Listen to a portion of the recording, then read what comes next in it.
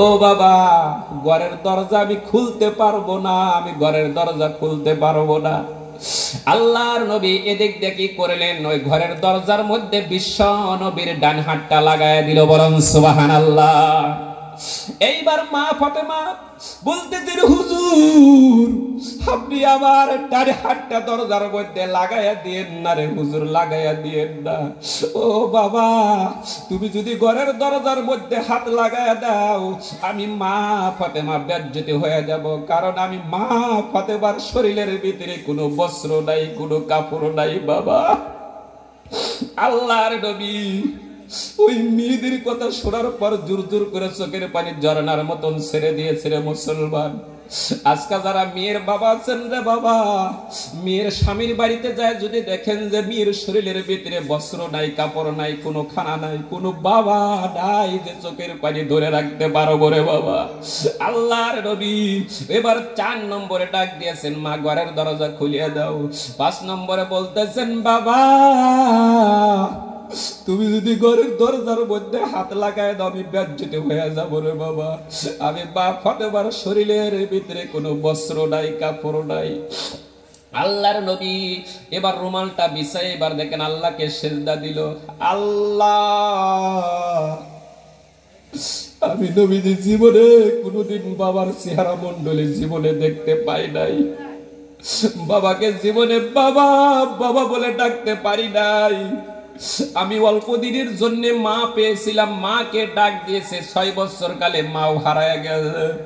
আমি নবীজি এত ইতিম, আমি নবীজি যখন মেয়েদের বাড়িতে চলে যাই, মেয়েদেরকে যখন ডাক দেই মা মা বলে যখন ডাক দেই, আমি নবীজির কলিজা মুবারক আল্লাহ ঠান্ডা করে দেয়। বলুন সুবহানাল্লাহ। ওগো আল্লাহ,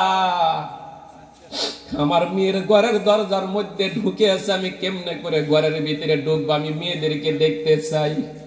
আমি নবীজি আজ 3 দিন হয়ে গেল পেটের ক্ষুধার তাড়নায় সহ্য করতে পারি না। আল্লাহ এবার ডাকতে ডাকতে এইবার দেখেন আল্লাহর নবীর কাছে একটা বড় একটা রুমাল ছিল, এত সুন্দর রুমাল ছিল, সুন্দর করে বাস করে করে দরজার উপর দিয়ে যখন ছেড়ে দিল, মা ফাতেমা সুন্দর করে পর্দা করে এইবার সুন্দর করে ঘরের দরজা যখন গুছাইয়া দিয়েছে, গুছাই দেওয়ার সঙ্গে সঙ্গে আল্লাহর নবী বলতেছেন, মা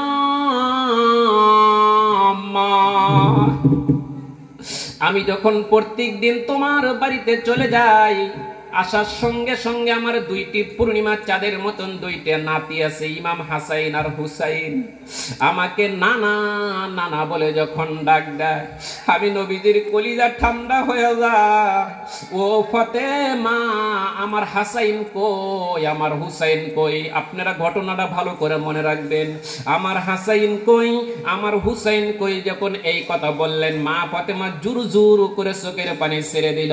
ইয়া রাসূলুল্লাহ, বাবা তোমার হাসাইন আর হুসাইন দুনো ভাই ওই যে ঘরের কোণার মধ্যে ক্ষুধার তাড়নায় সহ্য করতে পারে না, 2টি ভাই গলা কাটা মুরগির মতন পড়ে রয়েছে। আল্লাহর নবী হুসাইনের কাছে চলে গেলেন, যায় দেখেন যে হুসাইনের ক্ষুধার তাড়নায় সহ্য করতে পারে নাই, গলার আওয়াজ বন্ধ হয়েছে, জিহ্বাটা শুকাইয়া গিয়েছে রে বাবা। আল্লাহর নবী বলছেন, মা আবার হুসাইন কত কথা বলে না, আবার কেন আমার হাসাইন কথা বলে না? মা ফাতেমা বলতেছেন, বাবা গো আজকে 3 দিন হয়ে গেল আমি মা ফাতেমা হুসাইনের মুখের ভিতরে কোনো খানা দিতে পারি নাই। আমার হুসাইনের যখন 2 দিন হয়ে যায়, আমার হুসাইন বলছে, মা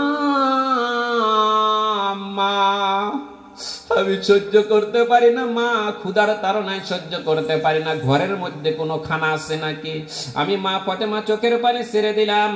4 দিনের দিন আমি লক্ষ্য করে তাকায়া দেখি আমার ছোট্ট হাসাইন আর হুসাইনের গলার আওয়াজ পর্যন্ত বন্ধ হয়ে গেছে।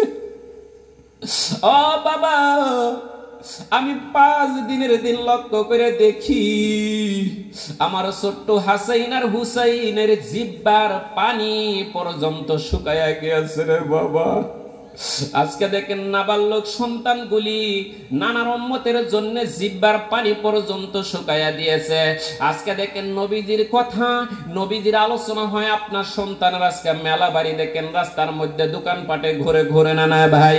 আজকে দেখেন কেমন সন্তান তোমার পেটের মধ্যে জন্ম দিলে রে মা, তোমার সন্তান কোরআনের আকর্ষণ হয় না, কোন আলেমদের কথা শোনার ইচ্ছা হয় না রে মা। ও মা, তোমাদের পায়ে ধরে বলছি, তোমার ভিতরে 4টা আমল চালু করে নাও, তোমার সন্তান ওরকম হাসাইন আর হুসাইনের মতন হবে রে মা। আগামী কাল দিনে লক্ষ্য করো, যখন মসজিদ আজান হয়ে যাবে তুমি ওক্ত মতন নামাজ পড়ে নাও রে মা। দ্বিতীয় যে আমলটা বলছি, লজ্জা স্তনটাকে ঢেকে রাখো। 4 নম্বরে যে বলছিলাম যে স্বামী এবং স্ত্রীর কথা তুমি মনে করো রে মা।